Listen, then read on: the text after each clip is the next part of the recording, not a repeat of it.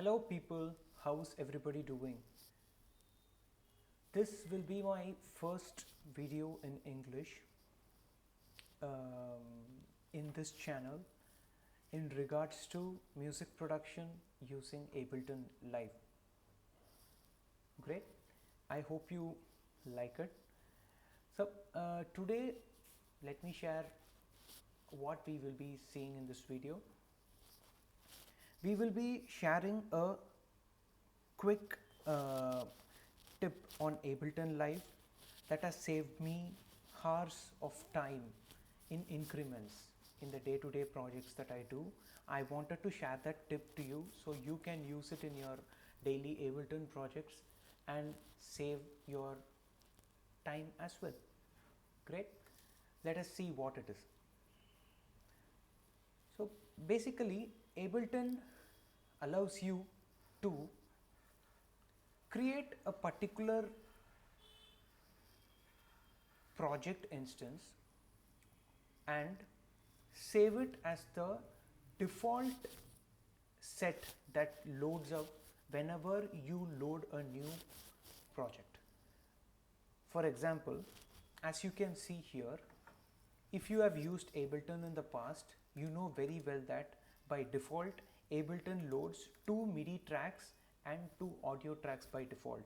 But as you can see here in this project, it has only loaded up 1 MIDI track and 1 audio track, and as you can also see, these 2 tracks have a utility plugin loaded on them. How is this happening? This is happening because I have changed my default new project settings so that I'm able to load up only 2 tracks as per my need. I have changed these settings. Okay, so I'm going to share you how we do this. So you can also save what all kind of tracks. It can be, say, you only use MIDI tracks. As you are a producer, you only use MIDI tracks.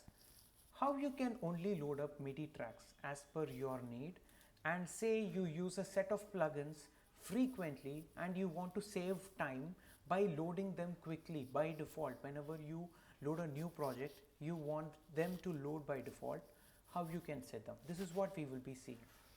Okay, let's do that with an example.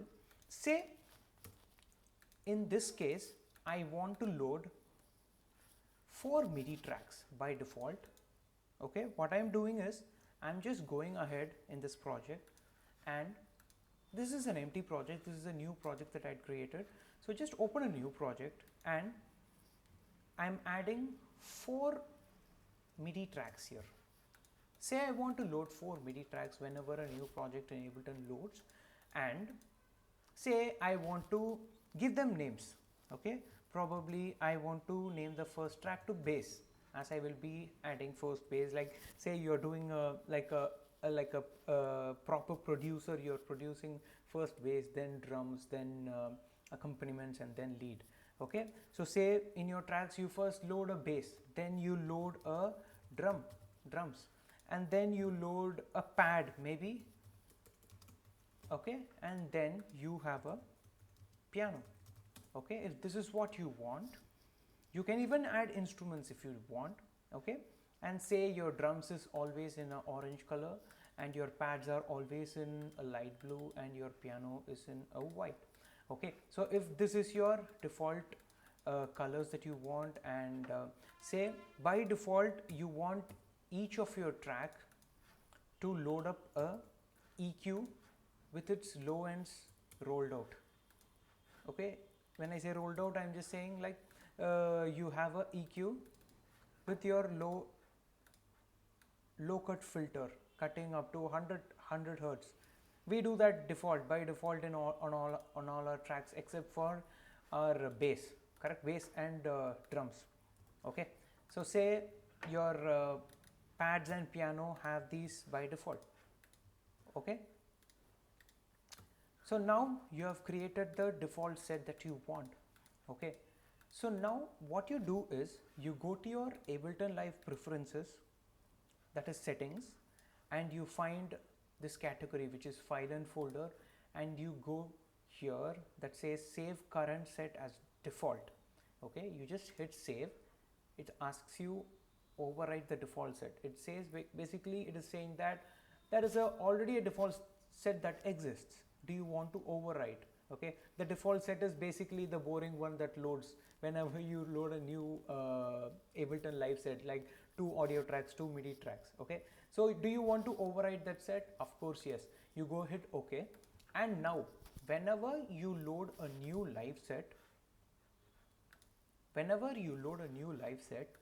the basically the pattern that you had saved, okay, bass, drums, pad and piano, with pad and piano having an EQ with low end cutoff, will be loaded.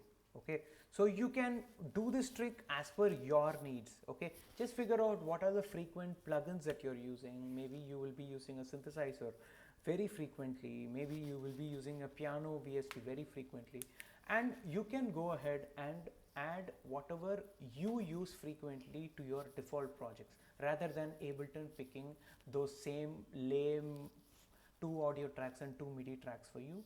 You can create your own default track. I hope this trick was useful. If you liked it, please leave a like and a subscribe for me, and stay tuned for more videos. Take care. See you. Bye bye.